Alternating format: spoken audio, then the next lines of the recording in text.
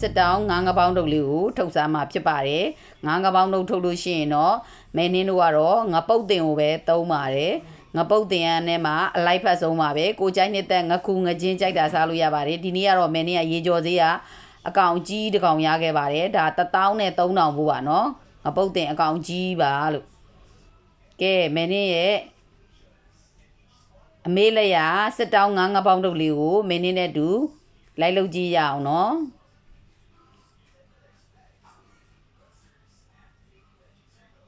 ငါးလီးဖို့ဓာကြီးရလဲမထက်တော့မဲနင်းအားရပါရကြိတ်လီးနေရပါတယ်ဒီငါးစစ်တောင်းမှာဆိုတော့ငါးခုတ်ဖို့ဓာကလေတန်နဲ့လောက်ထားတဲ့ဓာကြီးဆိုတော့လေအဲ့လိုမျိုးဓာကြီးတွေအားရပါရပေါ့နော်အဲ့လိုဓာကြီးတွေနဲ့ခုတ်တာပေါ့ရန်ကုန်မှာတော့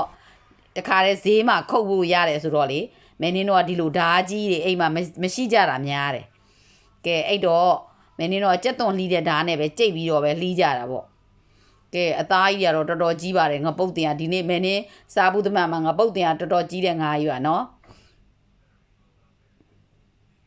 အကောင်ကြီးပါတယ်ဓာထက်နဲ့ဒါကြွန့်ကျင်လောက်တတ်တဲ့အမ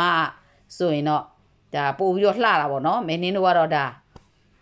အောင်ပလားခုတ်ပိုင်းလေးပေါ့ကြက်သွန်ကတော့ကြက်သွန်ကိုအဲ့လိုမျိုးလေးအကွင်းလိုက်လှီးရပါတယ်အဲ့လိုလှီးမှအဲ့ဒီငပေါင်းတုပ်လေးကလေစားရတာပို့ချိုပါတယ်ရိုးရိုးတက်တက်ဒီလိုပပလှီးတာဟာနဲ့အရသာမတူပါဘူးเนาะစားရတဲ့အခါမှာကိုလေးခါတော့ကနေတိတ်တိတ်လေးတုံးနေကန်ဖမ်းလာတယ်ပြောစိတ်မလေးဒီတော့မော်နေတော်တော်နေတော်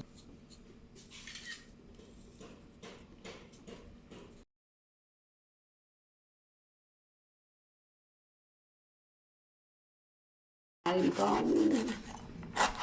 ရဖရတာကိုငါရေထိနေတာဘက်ကအေးရှာ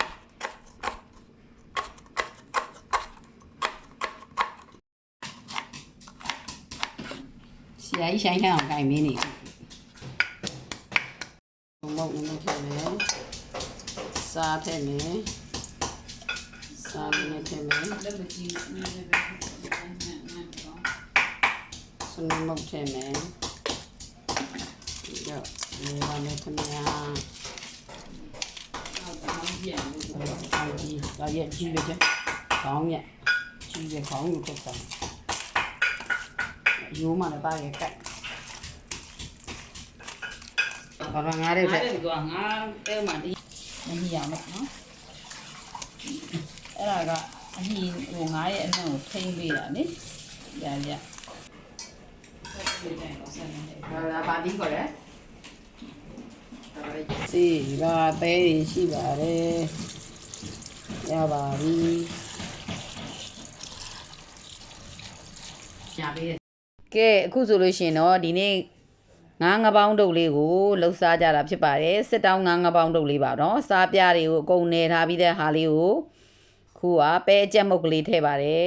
ဇပလင်များများလေးသုံးရပါတယ်နော်ဂျင်းကတအားများစရာမလိုဂျင်းကပုံမှန်တိုင်းပါပဲ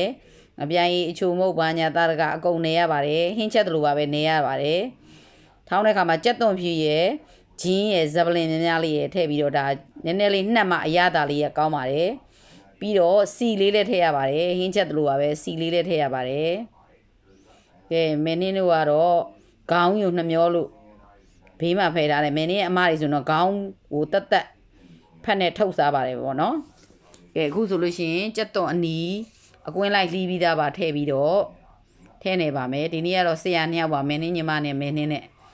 အမေလက်ရအတိုင်းစစ်တောင်းငပေါင်းတို့ကိုထုတ်စားကြတာပါဒါပေမဲ့အမေလက်ရတော့မိမယ်မထင်ပါဘူးเนาะအမေလှုပ်ကြွေးခဲ့တဲ့အရသာလေးကအခုချိန်ဒီအရန်သတိရနေတယ်အရန်ကောင်းပါတယ်လို့ကို့အမေရဲ့လက်ရလေးကတော့အရန်ရှဲပါပဲเนาะကဲအခုဆိုလို့ရှိရင်ငပေါင်းတို့ကိုမထုတ်ခင်ငါပြောဘက်ကိုအရင်ဆုံးယူနွေးဖြောရပါတယ်အဲ့ဒါမှငါပြောဘက်တွေကမကွဲတော့ဘူးเนาะရန်ကုန်မှာတော့ငါပြောဘက်ကဝယ်ရတာအရန်ရှားတယ်အဲ့တော့ရွက်ကလည်းအကြီးဆုံးရွက်ကဒီလောက်ပဲပါတယ်အဲ့တော့ရွက်ကိုခံပြီးတော့အပြင်ကငါပြောဘက်နဲ့ပြန်ပြီးတော့ထပ်ထုတ်မှာဖြစ်ပါတယ်စီလေးနဲ့မှဆိုလို့စီလေးကိုဘေးလေးအပေါ်လေးနည်းနည်းလေးစမ်းတယ်ငါးလေးကိုနည်းနည်းလေးပို့ပြီးတော့တနိုင်လောက်နိုင်ဝက်လောက်နှက်နော်ပို့ပြီးရတာထဲဝင်ပါတယ်ဒီနေ့ကတော့မင်းင်းတို့ကနှက်တဲ့အချိန်ကတော့နည်းနည်းလေးနဲပါတယ်ဒါပေမဲ့မင်းင်းကတော့အဲ့လိုအရသာလေးတွေကိုပို့ကြိုက်တယ်က အခုတော့အပေါ်အပြင်ကဖက်နဲ့ထုတ်မယ်သွားကြထိုးတဲ့အစ်စ်ကလေးတစ်ထုပ်ဝယ်တယ်အဲ့ဒီဟာမျိုးလေးတွေကိုပြီးတော့ဒါလေးနဲ့ဒုတ်ကလေးနဲ့ထိုးလိုက်ပါဒါမယ်နင်းတို့စစ်တောင်းမှာငငယ်တော့ဆိုရင်တော့ပေါင်းအိုးရတော့မြေအိုးကြီးတွေပေါ့နော်အောက်မှာရင်နွေးပွပွဆူတဲ့အိုးကြီးနဲ့တဲတယ်အပေါ်မှာအပေါက်တွေပါတဲ့အိုးကြီးတိုးတဲ့ထည့်ပြီးတော့မှအဲ့ထဲမှာအဲ့ဒီငပေါင်းတုပ်တွေကိုစီးတာမုတ်ဖတ်ထုတ်လဲအဲ့လိုမျိုးပဲစီတော့မှရင်နွေးငွေးနဲ့ကောင်းကောင်းကြီးပေါင်းတာမီးနဲ့နော်စိတ်ရှည်လက်ရှည်ပေါင်းအောင်ရန်ကုန်မှာတော့ဒီမှာလျှက်စစ်မီးနဲ့ဒီလိုအိုးလေးနဲ့ကတိကတ်တက်လေးတွေလောက်ရတာပေါ့နော်ကဲပြီးတော့အိုးဟနေမယ်ဆိုတော့မင်းရဲ့ညီမတော့ဘောကငရုပ်စုံတဲ့တခါထပ်ပြီးတော့ဖိလိုက်ပါတယ်အနည်းဆုံးတော့ဒါလေးလည်းမိနစ်20လောက်နော်ပေါင်းရပါတယ်နော်ခုဆိုရင်ကြက်လားမကြက်လားပထမဆုံးစမ်းကြည့်မယ်ဖက်ကလေးတွေကဒါနည်းနည်းလေးစိမ့်နေသေးတယ်သူကကြက်ပြီဆိုလို့ရှိရင်ဖက်ကိုစိမ့်နေတာသူဟိုလေအယောင်လေးတွေကလေအဲ့လိုညိုပြီးတော့ကြာသွားတာနော်အခုကတော့ဈေးတဲ့လက်သက်တွေဆိုတော့စမ်းကြည့်ရပါ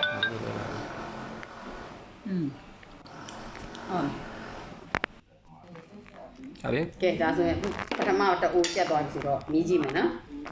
ကျက်သွန်လေးကလည်းနည်းနည်းလေးလူသေးရဲ့ဘယ်လိုကျက်သွန်လေးနည်းနည်းလူတယ်ကျက်သွန်လေးပေါ့အေးဘယ်နည်းနည်းလူသေးကျက်သွန်ငါတော့မစားကြည့်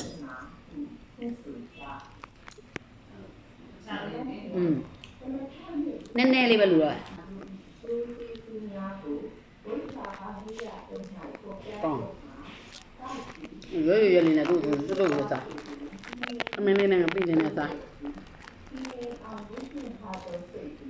ဒီခင်ဗျာရေတွေချိုးရတာထုတ်ကုန်ရင်ချိုးတော့ပြကုန်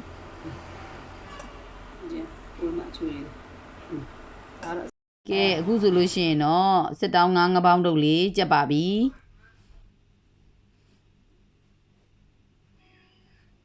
ငါအကောင်ကြီးတော့လေချိုတယ်အသားများတယ်ရန်ကုန်မှာလေ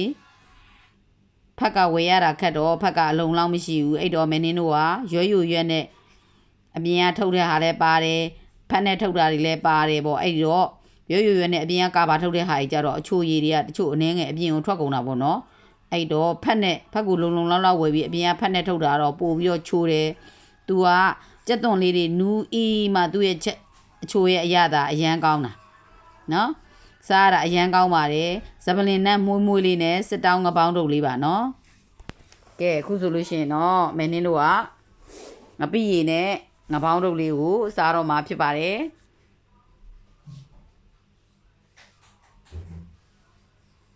ကဲမင်းတို့ဒီလိုမိုးရင်းရသည်ဆိုလို့ရှိရင်မင်းတို့စစ်တောင်းမှာဒီလိုငပေါင်းတုပ်ကလေ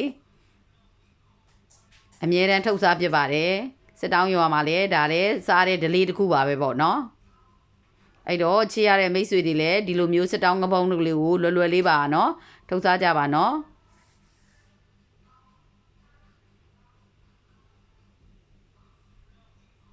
ကဲမင်းရဲ့ YouTube channel လေးကိုပြီးဆုံးအောင်ကြည့်ပေးတဲ့အတွက်အားလုံးကျေးဇူးတင်ပါတယ်ဒေတာအတွက်အစားအစာလေးလည်းမင်းနောက်ထပ်စူးစမ်းပြီးတော့ဆက်လက်ပြီးတော့တင်ပေးမှာဖြစ်ပါတယ်နော်အားလုံးကျေးဇူးပါ